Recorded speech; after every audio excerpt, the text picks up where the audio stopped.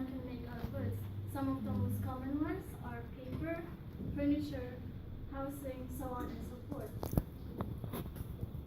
Today I have with me a pair of chopsticks. Chopsticks represent many things, especially in Asian countries. And I think it is important that people learn more about chopstick culture, since it is also used by people other than Chinese, Japanese, Koreans, and Vietnamese. By learning more about chopsticks, you will have a greater knowledge of this diverse culture.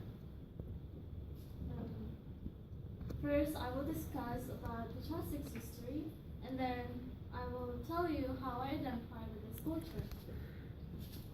Chopsticks has been a symbol for meal in most Asian countries. The Chinese are the first ones to use chopsticks, and they've been using it since 1200 BC.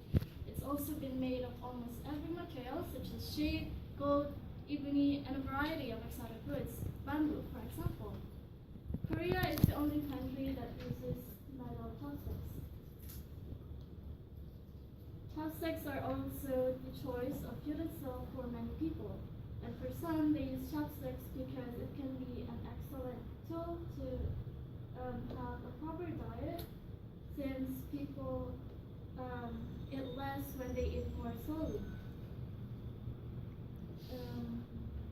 With that being said, there are also manners and rules that are mostly followed by the Japanese, and some examples are to not stick your chopsticks in your rice, and to not leave your chopsticks on top of your bowls, because that's how they use to serve food to someone who passed away. And another example would be an Abesamis, like to not leave your chopsticks in your mouth while doing something with both of your hands, because if you trip or get choked, it's not a really good situation to be in. Now that I've talked about the chopsticks history, I will now tell you how I identify with this culture.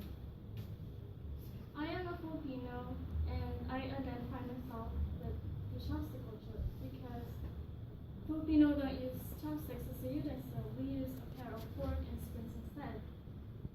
I started to learn how to use chopsticks when I was 9 because of my half Chinese, half Filipino friend. Then, when I got here in the United States 6 years ago, little did I know that this very chopsticks will become my way to make some new friends.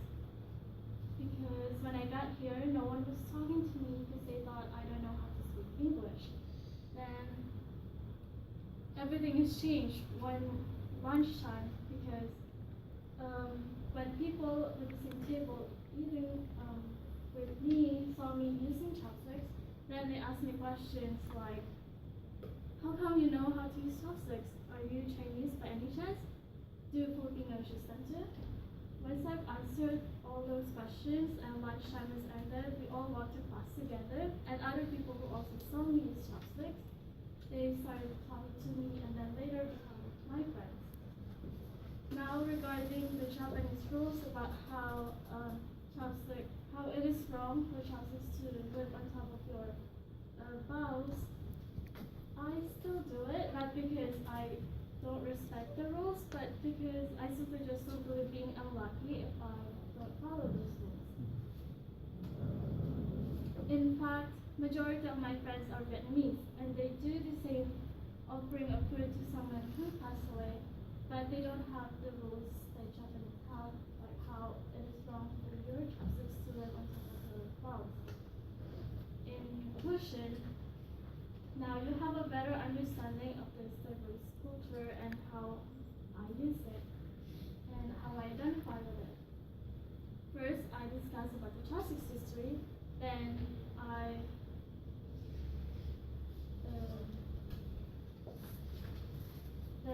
I informed you about my experiences and how I identify with this culture.